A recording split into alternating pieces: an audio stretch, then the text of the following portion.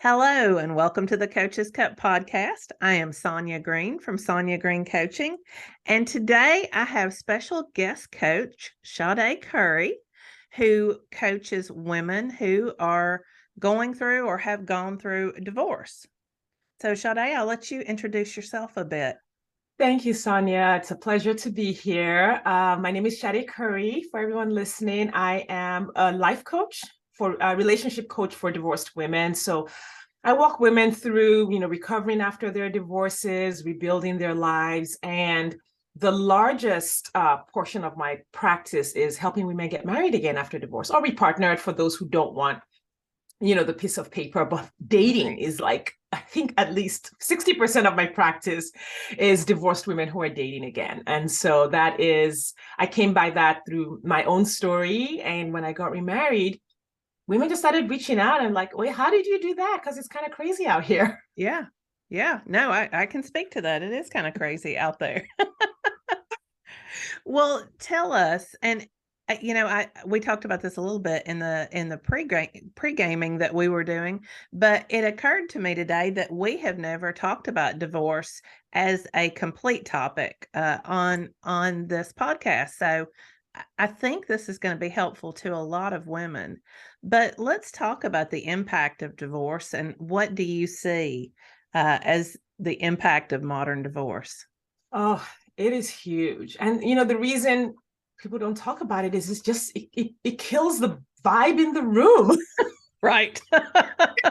Not a happy topic. I remember when I was going through my divorce, no one wanted to talk about it. They were like, that just seems, so for people who were, married, it was like, it's just kind of like, it's very uncomfortable because everyone has stuff in their marriage. So seeing a friend go through divorce is very uncomfortable for most married folk.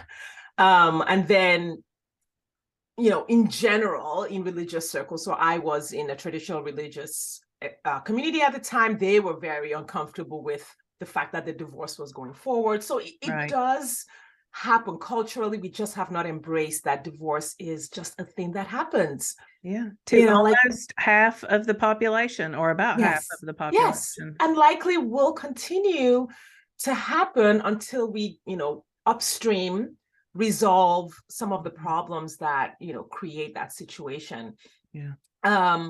The impact of it is another, and because we don't talk about it so much, I think the impact of it on those going through the divorce is understated. So as I was going through my divorce and going through divorce recovery, I realized that like losing the relationship was just the absolute tiny tip of the iceberg. Yeah. It was just the one thing that by itself felt, uncomfortable, painful, heartbreaking. But then you have all of these secondary losses. So if you are a mother, you lose your identity as the kind of mother you thought you were, because you were one kind of mother when you were in the marriage. And now you're a single mother, not just identity wise, because the identity is hard enough, but in reality, you're like, oh my God, like, this routine is different. You have a whole new routine. If you're the one who moves out of the home, that transition is stressful by itself. Moving is, I think, one of the top 5 stressful situations a person can go through. Then there is what your children are going through. So that's impacting you as well. Yeah. It's painful to watch your children have their routines disrupted, the pain that they experience. There is, like I said, for some people, the loss of the marital home, for some people, the loss of finances or financial security. You are in the court system if it's not an amicable divorce, and that by itself is a whole experience. And so you're going through all of these experiences at once. You have friends that will pull away, like it just happens. Some friends are just like, hey, call me when this is over, because like, you have friends who wonder if you're going to steal their husband. And you're like, wait, what? I can't even shower in the morning. I'm so depressed. Well, it's like, if you belong to maybe a church or a religious community that is against you having the divorce, then you lose that community as well. You lose that stability, that routine. And so what happens, and I always try to talk to people who are like considering divorce, like, hey, you need to prepare yourself, not just for like what you're going, like the ways things are going to be better after divorce, because they Yeah. are, but for the losses and processing the grief, Hmm. processing the loss, the emotional roller coaster of that period is not, I think there's just not enough education around it. Yeah. Yeah, I can definitely say that that's one of the things that I it really hit me, like, took my knees, knocked whatever that terminology is, um, because I had people that I had known my whole life. They weren't family, but they were like family, and since my divorce, have never spoken to me. Like, they've been in the Mm-hmm. same room and just not spoken to Oh, me, goodness. I and mean, just that was imagine that's traumatic. it is. I would have never thought that something like that would have happened, Yeah. and, yeah, yeah, and you lose control of the narrative, I Oh, think, yeah. too. Sometimes you have to create a new narrative. Right. I think you don't realize there's a narrative at first. Well, exactly, and the whole idea, I'm exposing the fact that I have control, as the fact that I even believe that there's such thing as control, but, we have an idea that we have this Mm-hmm.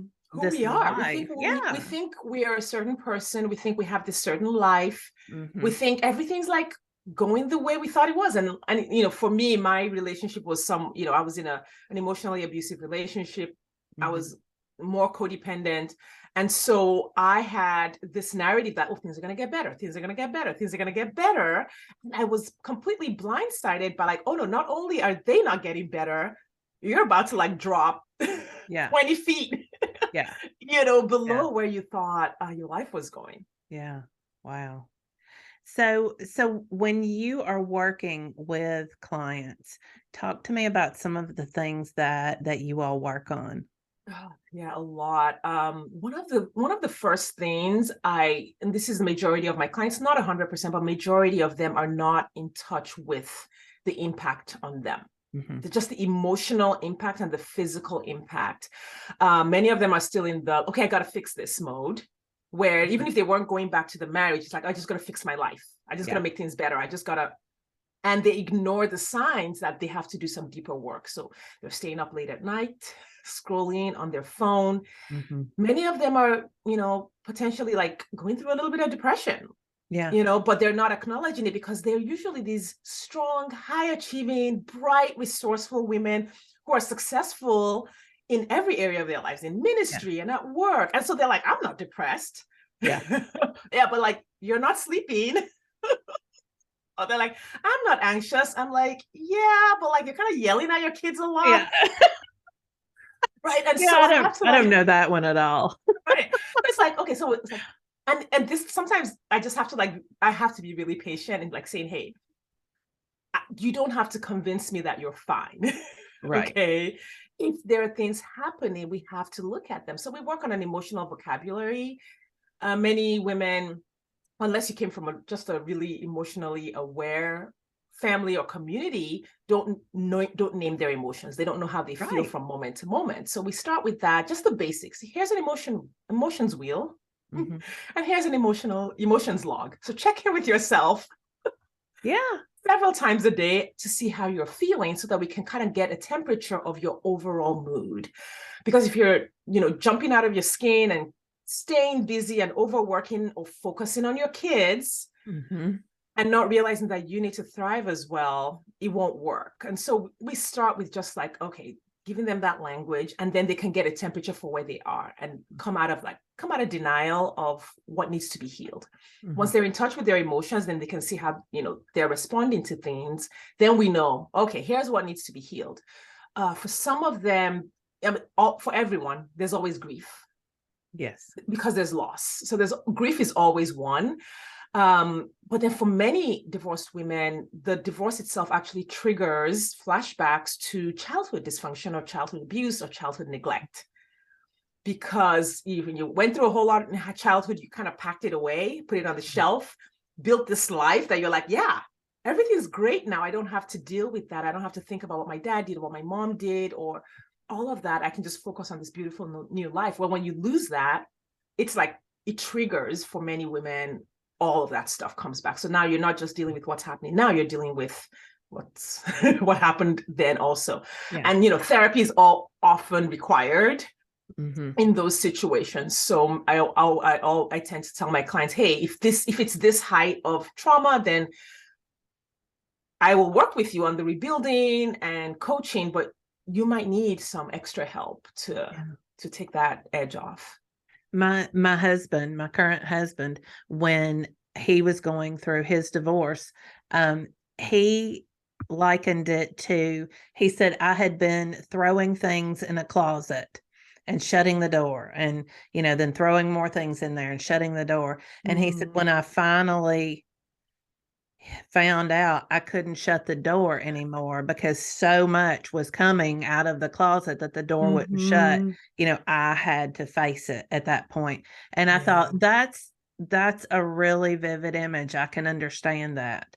Oh yeah. Yeah. Yeah. I know the moment that happened to me. I mean, it Yeah. was gosh, because I was so good. I was so good at packing that stuff away. I mean, Yeah. I grew up in Nigeria, so like, listen, we knew how to we have a word called manage. And manage means you handle anything. Mm-hmm. Just I manage think it. that Just works the manage same it. way in this country. You just manage it. Oh yeah, Yeah. we manage that. Oh yeah. And so I was so good at it. And I had been married for 17 years, just managing everything that came my way. Mm-hmm. And I had a firm belief that my marriage was going to be fine. Like we were going to be fine. I mean, he had a diagnosis of bipolar, refused to medicate it. And I still believed that we were going to be fine. I Mm-hmm. can handle it. Like, Right. so I was just Yeah. packing all the experiences away. And when things finally broke, I was like, I don't know anything. That was like those were the words that I was like, I thought I knew what I was doing, but I have Uh-huh. no idea what I'm doing. Right. And I remember that moment and I was like, okay, well, I'm just going to start from scratch. Just assume I know nothing and let's figure it out. And I just did everything. I did a 12-step program for codependency. I went to therapy. I was on YouTube watching all of the programs. And that was how I got into coaching, because I hired my first coach from watching videos on YouTube. And I was like, yeah, this person can help me. And so I hired them. I was a wonderful experience. It was a 6-week program to heal from narcissistic abuse. And I was like, oh my God, it's so much better than like 8 months or 9 months of therapy that I'd had. Yeah. And so I was hooked on coaching after that. I was like, I got to figure out, how did I get here? Why did I think it was working? And how do I build the second half of my life on like real stuff? What's real, what actually works, and what's actually useful? Yeah. Yeah, I think that's a really important point, because I know I also thought I had everything managed. In fact, I hit that moment of realization that I know nothing, because I had questioned, like I went into my marriage, my first marriage, with like, I can be content. This will be fine. I can do this. And when I was going through the divorce, I asked my therapist, I was like, I don't understand why no one ever said to me, why are you marrying this guy? I said, if one person had questioned me, I think I probably wouldn't have done it. And she said, Sonya, does anyone ever question your decisions? She said, or are Wow. you a person who always acts like you know what you're doing? And so people just assume you know what Know you're what you doing. do? And Oh I my was like, gosh. oh, yeah. Yeah, well, I have a similar story, except a couple of people did question my story, and I was like, I know what I'm doing. So, So you're a better woman than I am. yeah, well, I could be fooling myself, hindsight's 2020. Like, But in my no, I mind, got this. yeah. So that's funny. It's funny that, I think apparently, whether we're from Nigeria or the United States, as women, if we are going to be seen as strong women, then we have to be seen as women who manage all parts of our lives Yeah, I and have shut worked off with that women. vulnerability. I've worked with women from all over, Yeah. all over. I have worked with pastors' wives, from evangelical circles. I have worked with women from Nigeria, from Kenya. I have worked with, I mean, like, name So it. it's a human problem, is what you're Completely saying. human problem. The Yeah. toxic marriages, abuse. Oh my goodness. I have worked with wealthy women. Yeah. Like, you're talking millionaires who have been through the kind of abuse that you're like, seriously? It is a completely human problem. I Wow. don't think there's any like socioeconomic strata that I have not um, communicated or connected with or worked with a woman from. So, so to bring this to something that our listeners can use, Mm. what are some of the things that you've shared with us a few things that you do to get I think women to realize where they are, but what are some tips if we have women out there who have gone through a painful divorce or maybe they're considering it? Mm-hmm. What are some tips that you have for them? Yeah. So, I mean, the tips really depend on where they are in the journey. Hmm. But I think one tip that applies to everyone is you're going to have to go on a healing journey. Like, it Yeah. doesn't matter if you're considering divorce. Right. I would actually start with a healing journey before you go for the divorce. Yeah. If you are divorced, go on a healing journey. If you Mhm. are dating, go to like a healing journey, an emotional, uh, somatic, like in your body, because our emotions live in our body. Mhm. That journey is a part of every step of the way. I am still on parts of my healing journey, and I've been on the healing journey since the month after I separated, Yeah. like in 2015. Like, I have been on a continuous healing journey till today. I just went back into therapy last year again. I was like, okay, let's circle back to therapy again, even as I continue to have multiple coaches in my life. Yeah. um the healing journey is the biggest part. Yeah. What you need to heal is going to depend on you. Mhm. So there's no one healing modality that is like the cure all for everything. So, if you've been through narcissistic abuse, you probably have some thinking patterns that need to be healed. You might have some codependent people pleasing patterns that need to be healed. You might have some like physical symptoms Mhm. in your body. I know I had like skin issues, light Yeah. sensitivity, heart palpitations that required like changing my nutrition, exercise. Yin yoga has been really good in calming my nervous system down. So I would say this applies across the board. Like, everyone needs to go on a healing journey, no matter where you are. Yeah. Then the second tip is, I would say, figure out what your starting point is. In the relationship area, people are always giving advice. People are constantly giving advice to everybody else. Yeah. And we don't stop to say, is this person in my situation? Are they at the same point that I'm at? Are they married to the same kind of person? Like, you have, I have a client currently. She is dating, and she had been taking advice from her friend who's been married for 30 years. Mhm. And I was like, you can this person got married before dating apps were created. She has Right. no idea what you're going through. She Right. loves you, but she cannot help you. Yeah. So realize what define your starting point. Like, where am I starting? Am I married to a man who is, a good guy and it's just not working? That's different from your friend who is married to an abuser or a Mhm. psychopath or whatever. Right. Different situations. And if you can Yeah. get clarity on where you are, then you know what to do. So, like, you got to get the right diagnosis. Mhm. And then you know whether you need a therapist, whether you need a coach, whether you need a lawyer. Who do you need? What kind of lawyer? What kind of coach? Yeah. That's one of the biggest problems I see just in the relationship divorce space, is Mhm. the advice is terrible. It's just awful advice out there because people don't have a clearly defined starting point.